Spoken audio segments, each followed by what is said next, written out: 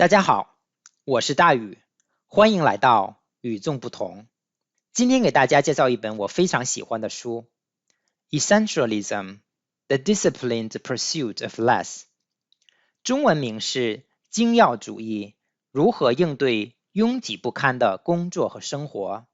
作者是 Greg McKeown， 他是一名畅销书作家、播客主，也给企业做领导力培训。我是从 Tim Ferriss 的播客中知道的这个作者和这本书，读了以后发现的确非常好，非常符合我的个人价值观，强烈推荐。什么是精要主义？精要主义的宗旨不是用更少的时间做更多的事情，而是识别出最重要的事情，然后把它们做完。所以精要主义不是做更多的事情，而是做更少的事情，但是做得更好。非精要主义者和精要主义者有什么区别？从思想上，非精要主义者会做所有的事情，取悦所有人，而精要主义者会做更少的事情，但做得更好。非精要主义者喜欢说我不得不做，而精要主义者喜欢说我选择做。非精要主义者认为所有的事情都重要，而精要主义者认为只有几件事情重要。非精要主义者思考如何把所有的事情都安排进日程，而精要主义者会思考取舍和得失。从行动上，非精要主义者是非自律的，而精要主义者是自律的。非精要主义者对紧急的事情做被动的反应，而精要主义者会停下来辨别什么是重要的。非精要主义者不经过思考的对所有的人都说 yes， 而精要主义者对除了精要的事情都说 no。非精要主义者在最后一刻才不得不做，而精要主义者会想办法移除困难，让做事情更容易。从收获上，非精要主义者生活永不知足，而精要主义者生活有成就感。非精要主义者承担太多，做事痛苦，而精要主义者谨慎选择，做事顺畅。非精要主义者感觉失控，精要主义者有掌控感。非精要主义者不确定正确的事情是否会完成，而精要主义者会确保正确的事情能完成。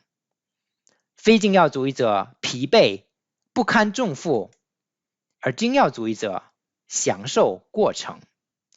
那么如何成为一个精要主义者呢？有3个步骤。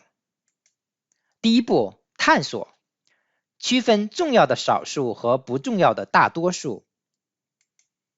第二步，剔除不重要的事情。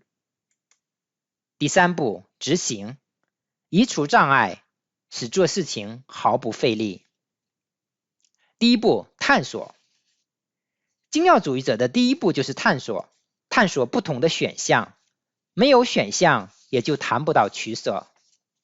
具体的方法包括写日记，听听别人的意见，从他人的角度看待问题，弄清楚问题到底是什么，问正确的问题，问更好的问题。游戏也是探索的好办法。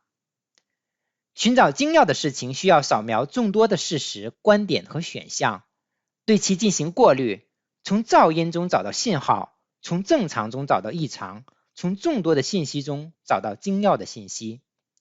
我们都知道28原则，我们还可以更进一步，使用19原则，即任何事情低于9分，我们都直接说 no， 只保留最好的 10%。第二步，剔除不精要的事情，意味着对人对事说不。做一个精要主义者，要允许自己不把所有的事情都做完，允许自己不对所有人说 yes， 这样你才能够有时间和精力做最重要的事情。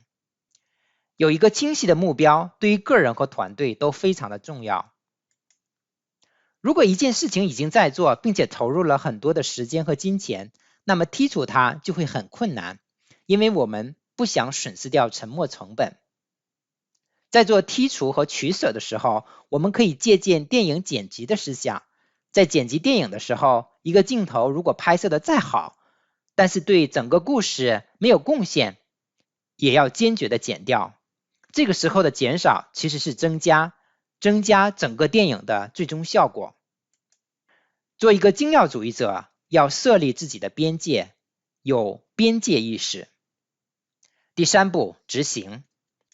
精要主义者做事的时候，会通过移除障碍，让执行更加顺畅，甚至毫不费力。要移除障碍，先要识别障碍，这障碍可能是事情，也可能是人。精要主义者做事讲究极致的准备，尽早的准备。做事前就思考风险是什么，最糟糕的情形是什么，会有哪些社会影响和财务影响，以及我能做哪些准备。设立缓冲，比如把计划的时间增加 50% 作为缓冲。精要主义者做事讲究关注小目标，一步一个脚印，逐步的取得进展，而不是一口吃个胖子。精要主义者注重习惯和惯例做法，惯例做法就是自动化的行为，不需要经过思考的默认动作。精要主义者也讲究关注当下，享受当下。最后，精要主义不是一次两次的行为，它是一种思维方式，一种生活方式，它指导我们所有的行动，它成为我们的一部分，并且是核心的部分。精要主义不仅仅可以带来成功，更能够带来生活的目标和意义。精要主义可以让我们的生活更清晰、更快乐、更有掌控感。让我们都来做精要主义者吧。